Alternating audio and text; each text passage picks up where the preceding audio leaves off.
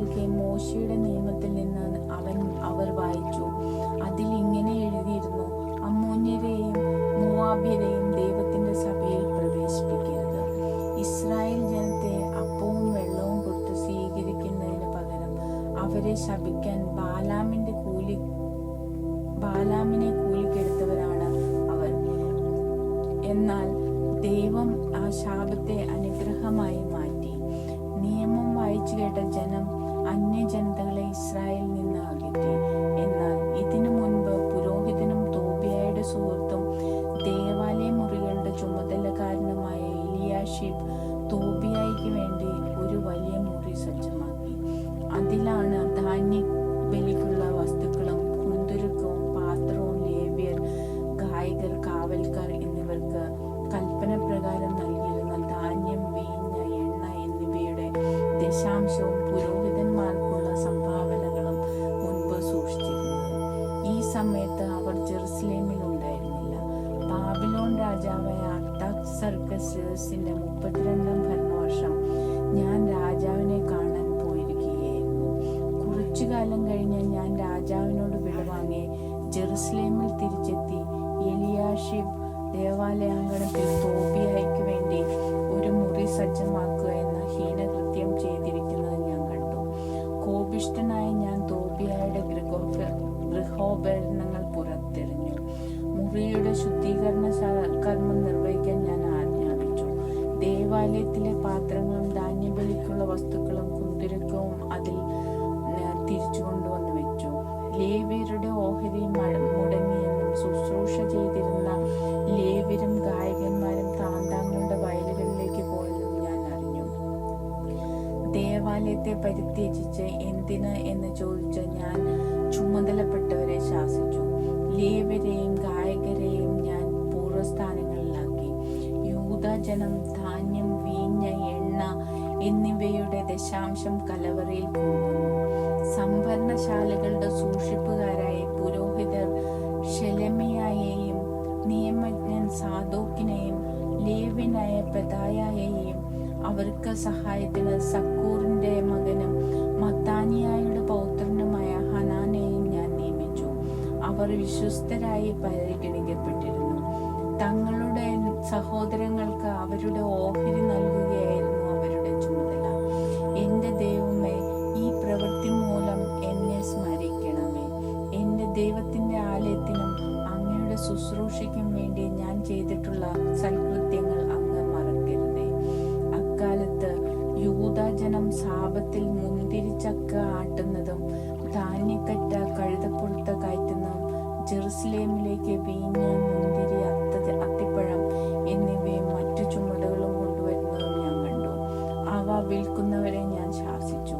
ടയറിൽ നിന്ന് വന്ന് ജെറുസലേമിൽ വസിക്കുന്ന ആളുകൾ സാപത്തിൽ യൂദായിലെയും ജെറുസലേമിലെയും ജനത്തിനു വേണ്ടി മത്സ്യവും മറ്റു സാധനങ്ങളും കൊണ്ടുവന്ന് വിറ്റിരുന്നു. യൂദായിലെ പ്രമുഖന്മാരെ ഞാൻ കുറ്റപ്പെടുത്തി. സാപത്തു ദിനത്തെ അശുദ്ധമാക്കി എത്ര വലിയ തിന്മയാണ് നിങ്ങൾ ചെയ്യുന്നത്. നിങ്ങളുടെ പിതാക്കന്മാർ ഇങ്ങനെ ചെയ്തത് കൊണ്ടല്ലേ നമ്മുടെ ദൈവം നമുക്കും നമ്മുടെ നഗരത്തിനും ഈ ദുരിതം വരുത്തിയത്. എന്നിട്ടും സാപത്ത് അശുദ്ധമാക്കി നിങ്ങൾ ഇസ്രായേലിന്റെ മേൽ പൂർവോപരി ക്രോധം വിളിച്ചു വരുത്തുന്നു. സാപത്തിന് മുൻപ് ഇരുട്ട് വ്യാപിക്കാൻ തുടങ്ങുമ്പോൾ ജെറുസലേമിന്റെ കവാടങ്ങൾ അടയ്ക്കണമെന്നും സാപത്ത് കഴിയുന്നതുവരെ തുറക്കരുതെന്നും ഞാൻ നിർദ്ദേശിച്ചു. സാപത്ത് ദിവസം കവാടങ്ങളിലൂടെ ചുമട് കൊണ്ടുവരാതിരിക്കാൻ ദാസന്മാരെ ഞാൻ കാവൽ നിർത്തി. കച്ചവടക്കാർക്കും എല്ലാവിധ വ്യാപാരികൾക്കും ജെറുസലേമിനു വെളിയിൽ 1-2 പ്രാവശ്യം താമസിക്കേണ്ടി വന്നു. അപ്പോൾ ഞാൻ അവരെ ശാസിച്ചു, നിങ്ങൾ എന്താണ് മതിലിന് മുൻപിൽ താമസിക്കുന്നത്? ഇത് തുടർന്നാൽ എനിക്ക് ബലം പ്രയോഗിക്കേണ്ടി വരും. പിന്നീട് അവർ സാപത്തിൽ വന്നിട്ടില്ല. സാപത്ത് ദിവസം വിശുദ്ധമായി ആചരിക്കേണ്ടതിന് തങ്ങളെ തന്നെ ശുദ്ധീകരിക്കുകയും കവാടങ്ങൾ കാത്തു സൂക്ഷിക്കുകയും ചെയ്യാൻ ലേവ്യരോട് ഞാൻ കൽപ്പിച്ചു. എന്റെ ദൈവമേ, ഇതും എനിക്ക് അനുകൂലമായി ഓർക്കണമേ. അങ്ങയുടെ അനശ്വര സ്നേഹത്തിന്റെ മഹത്വത്തിനൊത്ത് എന്നെ രക്ഷിക്കണമേ. ഇക്കാലത്ത് അഷ്ദോദ്, അമ്മോൻ, മോവാബ് എന്നീ ദേശങ്ങളിലെ സ്ത്രീകളെ വിവാഹം ചെയ്ത യഹൂദരെ ഞാൻ കണ്ടു. അവരുടെ അവരുടെ സന്താനങ്ങളിൽ പകുതി പേരും അഷ്ദോദ് ഭാഷയാണ് സംസാരിച്ചിരുന്നത്. യൂദായുടെ ഭാഷ സംസാരിക്കാൻ അവർക്ക് കഴിഞ്ഞില്ല. താന്താങ്ങളുടെ ഭാഷ മാത്രമേ അവർ അറിഞ്ഞിരുന്നുള്ളൂ. ഞാൻ അവരോട് തർക്കിക്കുകയും അവരെ ശപിക്കുകയും ചിലരെ പ്രഹരിക്കുകയും ചെയ്തു. അവരുടെ തലമുടി ഞാൻ വലിച്ചു പറിച്ചു. അവരെ കൊണ്ട് ദൈവനാമത്തിൽ ശപഥം ചെയ്യിക്കാൻ ഞാൻ പറഞ്ഞു. നിങ്ങളുടെ പുത്രിമാരെ അവരുടെ പുത്രന്മാർക്ക് നൽകുകയോ അവരുടെ പുത്രിമാരെ നിങ്ങളുടെ പുത്രന്മാർക്ക് സ്വീകരിക്കുകയോ. ഇസ്രായേൽ രാജാവായ സോളമൻ ഇത്തരം സ്ത്രീകൾ നിമിത്തം പാപം ചെയ്തില്ലേ? അവനെ പോലൊരു രാജാവ് ജനതകൾക്കിടയിൽ ഇല്ലായിരുന്നു. ദൈവം അവനെ സ്നേഹിച്ചു. അവിടുന്ന് അവനെ ഇസ്രായേലിന്റെ മുഴുവൻ രാജാവാക്കി.